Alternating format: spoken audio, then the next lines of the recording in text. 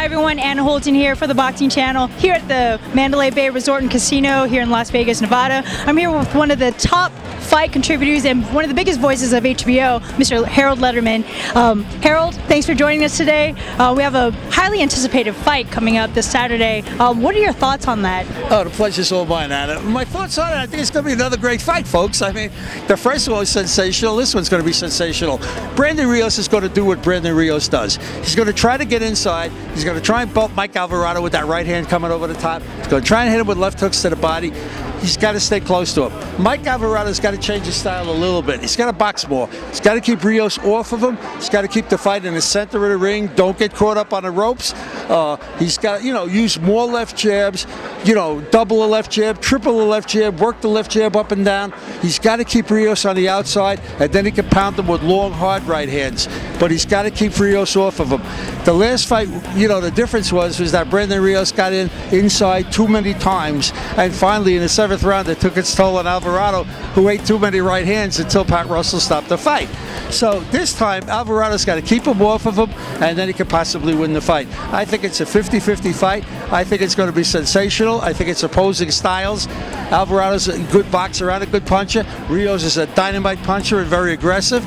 I think it just makes for a sensational fight. Alvarado might win it. We might have a trilogy, so you never know.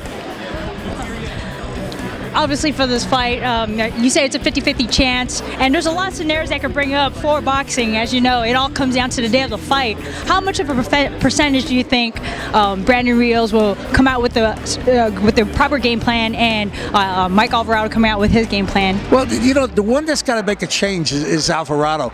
Brandon Rios is going to do what Brandon Rios does. He's just going to rush him. I mean, Brandon Rios is the kind of fighter that wants to get inside, wants to fight toe-to-toe, wants to fight, head-to-head, wants to fight in a phone booth. Alvarado's got to switch up a little. He's got to figure out a way to keep Rios off of him, to stop Rios from hitting him with all those right hands.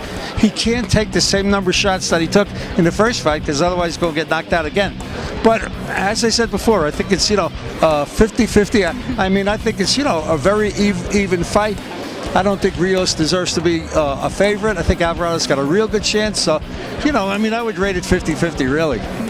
A little hard to get a prediction here with Harold Lederman, but on top of the card, we have the co-main event. We have Breidis Prescott fighting against Terence Crawford, a fight that wasn't originally made from Top Rank. In fact, it was supposed to be Khabib Alikiev, the WBA world title. Khabib something to run. It's hard to pronounce his name. Yes, against a Kareem Mayfield, and you have two completely different fighters. Right.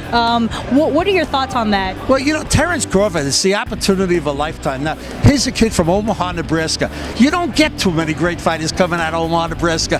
He's a Midwest kid, and the Midwest has not been known to produce too many really, really good, top-notch fighters. The last one I can think of was probably Michael Nunn. But anyway, Terence has got a heck of an opportunity here. He stepped in, like you said, at the last minute. The kid's undefeated, managed by one of the top managers in all of boxing, Cameron Duncan, who's got people like Nonito Donaire and James Kirkland and Alfredo Angulo. You can go on and on and on.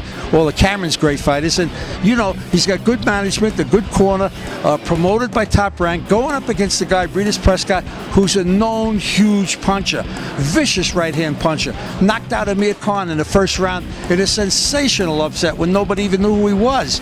I mean, very, very good puncher from Colombia, very smart fighter, aggressive fighter, also a guy that comes to fight. So it's a huge opportunity for Crawford.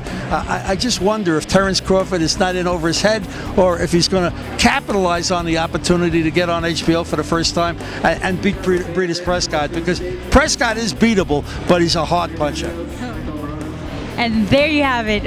It's hard to get, again, a prediction with Harold Lederman, but one thing he can predict is on Saturday is that you're going to have a lot of explosive fights.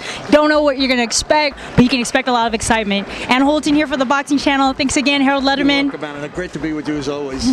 Tune in for the Boxing Channel for more updates.